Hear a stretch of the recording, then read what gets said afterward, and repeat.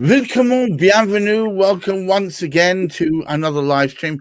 As you can see, I'm joined by the stalwarts of the property quorum, Hamish McClay of Search Convey, Chris Gilsenan of Root Home, and of course, Julet Baboolal of Gun & Cook. Here to discuss and mull over the various aspects of change within the property market. And today is no exception. Topic today is climbing a steeper ladder. Where will SDLT reshape the property market? Now, being the educated fool that I am, Hamish, would you please care to explain yourself? Well, we all know that stamp duty and land tax are one and the same thing. And it's been argued for some years now as to whether that is an appropriate tax to be levying on people just for sort of buying properties. And I think we do actually sort of see that if something like that is unable to keep pace with rising property prices, it does impose upon a significant area of buyers in the marketplace, namely first-time buyers. If we don't up that sort of ladder, so to speak, or we extend the rungs to enable people to get under those rungs to get onto, it does make it harder and harder. And if we're wanting to actually stimulate a market, the last thing we want to do is to stop people from entering that market. And that could potentially be something that's causing a challenge. We're compacting with that. We've got a massive great influx yet again. It does seem to repeat itself. And strangely, people don't sort of want to actually sort of ease that burden on by actually changing it, putting a specific date in there. And we all know what happened the last time round. Do we want to lose more conveyancers as a consequence? Now, interestingly enough, just as before we came on air this morning, I looked at an email which came through from Stuart Title. Many people will be familiar with Stuart Title. They actually sort of apply insurance and offer insurance towards searches and various other aspects within the property sector. And their title is a podcast. I don't know quite what it's coming out from. It says April Fool's Day 2025. Not a laughing matter for home buyers and their conveyancers. Well, Juliet, I'm going to throw you straight into the fray. What the hell's going on?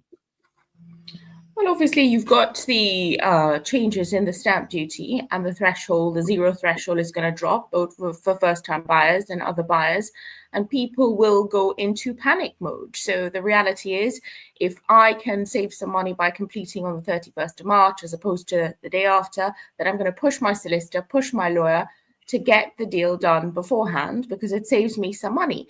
Now, I've started to see disclaimers on emails from solicitors, conveyancing solicitors, saying that the stamp duty, I'm just reading it, but the stamp duty rates will change as at the 31st of March 2025, and we cannot guarantee that your matter will complete prior to that rate change. And if not, your stamp duty will increase. And so obviously solicitors are now protecting themselves because you as a consumer or the buyer, the first-time buyer, can't come and say, well, you know, solicitor, you didn't tell me this, and now I'm being bitten. I haven't got the additional money, because what it does mean is that if some matters don't complete by the 31st of March, they may just abort because people haven't got the balance of monies to fork out for the additional stamp duties, etc. And perhaps that's something that the government needs to look at insofar as, well, hold on a minute, the transaction started in January, and for whatever reason, there's so many factors in a conveyancing transaction that's outside of the buyer's control. They need to look at that. But it means what a lot of solicitors are doing is now covering their backs, because every time something goes awry, people look at, well, whose PI can I claim on? I was surprised, Hamish, because I thought you were going to say Stuart Title came up with an indemnity policy of some sort to sort of bridge that gap, you know, where it may just be a couple of days. It may be a day just after the 31st of March that the completion has to take place. But the way that the rules are structured, if that happens, irrespective, you will pay the higher level. Sounds like they need to provide danger money. Chris, is this another brouhaha about the stamp duty? I think, are we in Groundhog Day? Didn't we go through this once before? Multiple times, but yeah, it does feel that way. But yeah, the stamp duty land tax is a racket. Well, let's call it what it is. It really Chris, would you please speak your mind? the fact that it's been allowed to exist for such a long time is it needs to be questioned. We seem to have lost the will to keep asking the question why, and the fact that it has existed continued to exist over the last 20 to 30 years, while inflation has run rampant, while it's absolutely decimated the property markets, as well as our cost of living. And then with the latest changes, with the latest government having the audacity to not reduce it but increase it, we have to ask the question, what is this about? Because then if you compare SDLT, stamp duty land tax, to stamp duty that you pay on shares, the difference is stark. You're talking 0.5% on shares as a flat rate. So why the stamp duty, which is the converse, are we paying such massively tapered and significantly stepped up and up the higher that you purchase? Why are we paying these rates on these particular property transactions when there is a few obvious side steps? Firstly, potentially putting properties into companies and just trading on the shares. Well, that instantly sidesteps some of the revenues potential claims against someone.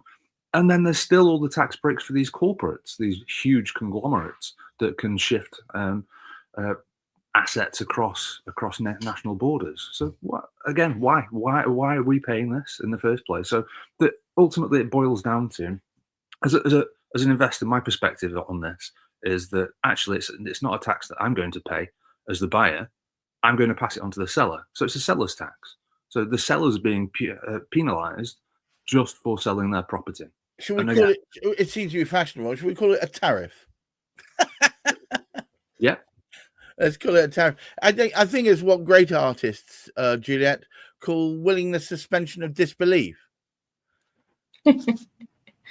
If I hadn't had exposure to other jurisdictions, I would think, oh yeah, this is just the norm. I agree with Chris. It's like, where is our sense of questioning? Because we pay this, and it's like, I have seen it last year, especially, where people were wound up so much, the aggression and the anxiety of getting this over the line. Why would you put your nation in such distress when you didn't need to? And people are doing, they're buying the properties in companies and selling shares because, it is 0.5%, as Chris has said. And I also remember back in the day, they never asked you if you had properties in any other part of the world. So you would, if you do, so if you've inherited a property from your long lost grandmother somewhere in the world, you are not a first time buyer for the purposes of stamp duty. Which it's almost as if you're being penalized for wanting to get on the property market. So on the one hand, you're saying, yes, we want more people on there. But on the other hand, you're having rules like this, which prevents it. So it just, so contradictory. It seemed to me, if I may posit, that when this latest shade of government got in place, that they were stating it was going to be more support for the common man and woman. And yet here we are, positively shoving people towards the direction of selling into a company and dealing with it via shares. Doesn't that fly in the very face of it? It translates into what is more support, because it seems to be that whoever's definition of more support isn't what we as a nation need. So again, last week we discussed about the decision makers not having the input, not having the knowledge, to make these sorts of decisions. And that's happening all over again. As a lawyer, I see it. I mean, the amount of pressure, you talk about people leaving the profession. Honestly, this can have a knock-on effect on someone's mental health when it comes to someone saying, I'm going to sue you because I've lost the lower end of the stamp duty. And you do get those types of calls, irrespective of how many disclaimers you put on your email. So you're not just being a solicitor, but you're being a mediator. You're having to deal with potential problems in terms of your PI. It is too much. And you've got to look at the whole knock-on effect of a rule that you've made. And this is what happens here. They may argue, well, you had ample notice of this. Yes, but that's just not how the conveyancing process works. You know, I'm in Italy at the minute, and so one of the things is you go to a house, you see the house, you like the house, you put an offer in, the seller agrees, you go to a notarium, you sign, that's you send your money over. So if it's coming by mortgage or cash, that's it. It is buyer beware, because if you buy a house and there's issues, that's your problem, you've inherited that. But there's no kind of sort of red tape that happens in between. And that is one of those things where it's almost as if Britain is really draconian in its ways. I get that you want to have all of the information present, but we've got technology now where all of this should be available. I mean, you know, Hamish is seamless when it comes to providing searches. When I compare the service I get from his company in comparison to other companies, I think, what's happening here? You know, it's because he actually takes pride, and there's a personal level of service where the searches are pushed through very quickly and we get the results very quickly. But there's often a beef. Well, oh my goodness, you know, this search is taking 5 weeks. Okay, that might be beyond someone else's control. But there is this sort of sense of all of these different disjointed elements in a conveyancing transaction. You know, no one cares. The search provider doesn't care necessarily that there's a threshold coming up. Yet it ends up on the lawyer's lap at the end of the day that this hasn't happened. It's your fault. You know, you should make this happen. It's really important when it comes to managing expectations, because a house purchase is such a huge thing, especially in a first-time buyer's life. And the other thing is they don't necessarily understand the process. So for all you know, from the time they get a mortgage offer, they think, okay, it's in the bag because the bank will lend me the money. I don't need to do anything further. Hamish, if you'd unmute yourself, sir, it seems to me that we buying a property, and rather than it being wrapped in a beautiful red ribbon, seems to be wrapped in a beautiful bunch of red tape.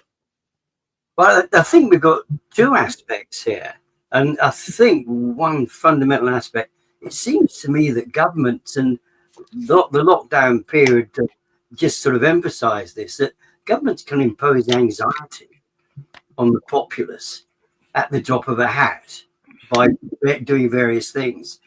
And although we're speaking about a smaller proportion of everybody at some stage is going to have to either move or do something about the property, do something about the home where they're living. And it's more appropriate to people who are actually wanting to move at the moment. So it's not the whole of the society that's going to have anxiety imposed, but those who are thinking about moving this year, for example. So it's not just a short-term thing. It's what people were saving up to do. They can't afford it any longer. So that's put them completely out of the picture. Because now, yes, you could buy a property within the time frame that we have, but there is a challenge there. And as Juliet points out, you can never tell where that challenge is going to come from. So you've got the anxieties of people actually sort of moving, but you've also got, yet again, the government is interfering with a sector which is absolutely vital to the economy of this country. And every time anything's imposed on it, good, bad, or indifferent, there is an impact. There is a consequence of that. It's to do with economics. I mean, in life, it doesn't necessarily, but in economics, it does mean it. If you do this, somebody's going to respond in a particular way to actually either accommodate it or just avoid it completely. I mean, I would imagine, I don't know, but in Chris's example, there's obviously a potential there because people aren't actually going to be buying properties now because of the stamp duty. It may give more opportunity to the investors to actually do something about the social housing that Chris can actually sort of do. So that might be a positive because, as we say, there's sometimes a positive as well as a negative. There just seem to be too many ways that the government can impose not necessarily sanctions, but scenarios whereby the smooth running of such an important industry to this country is actually sort of being tossed backwards and forwards every month or so. In fact, it's almost every week or so, but, oh, we'll just do this or we'll just do that. Well, it seems to be we are we are beset by something close to what could be called Newtonian economics, where every action seems to have an absolutely opposite reaction. Chris, does this represent potentially new business positive for you? I think from an investment perspective, it's potentially a blip. But like I said, I don't see it as a tax on me as a buyer. I see it as a tax on a seller. So my offers because it get passed on effectively. Yeah. So I do think it's punitive, and I also do think it's a racket that's just been allowed to go on for such a long time, and then the fact that they've increased the rates. I mean, the tiers in the rates are just astronomical in the step ups already. So yeah, we're factoring all these numbers into our calculations, but just for one of our overseas clients, they're talking about paying up to 10 grand in tax on a 120, 150 grand house. It's like that's one hell of a sting. So there's some serious costs involved now with how far up the government has jacked the prices. So yeah, it's just looking at some of the financials now on some of the offers that are going out. It's like I'm wincing because I'm expecting the pushback.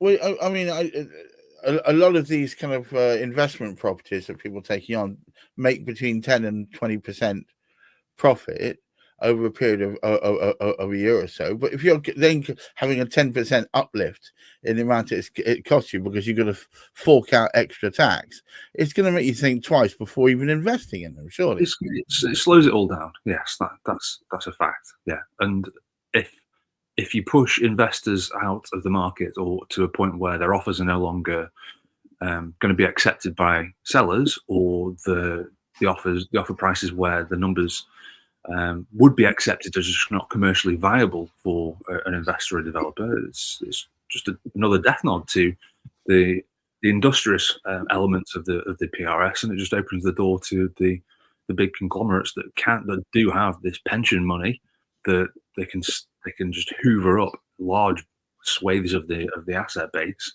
at such a low percentage because they actually do need to park that capital. And then we're in a situation like we are like the Germans are, where everyone rents.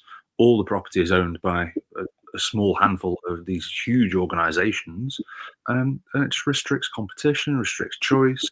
Do you want to be in that position? Do you want to be owning your own home? I think it's a terrifying position. We talk about individual freedoms. And part of that is freedom of choice. If you've got no choice, that isn't a freedom anymore. No, absolutely. Hamish, would you care to take us home, sir? Well, we just have one other thing to sort of take into account when we look at what's going on within property. And I think from what we can actually sort of see, it is not making it any the simpler from the aspect that property lawyers are getting involved with, as Juliet sort of explained, and several contradictions. And the worst, I hadn't even thought about this, the fall through. Yes, we can afford it. All of a sudden, hey, look, we know they need another £5 grand. Where do you get £5,000 from? If that's what your tax bill is actually going to be increased by. So the fallouts are going to be increased as a consequence. And that doesn't help the smoothness. That doesn't help the smooth flow, increases anxiety, puts pressure unnecessarily on everybody. I think it's just one of those things that, unfortunately, the government hasn't thought it fully through as to what the impact actually was. It was almost one of the first things they said.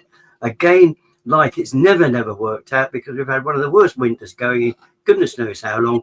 They taken away the support that they give to the elderly, to retired, who really needed that money to support themselves. And at the same time, we did almost the same thing about now we're doing nothing about stamp duty. You haven't got it. Or basically, we're actually going to increase it and push it back up to.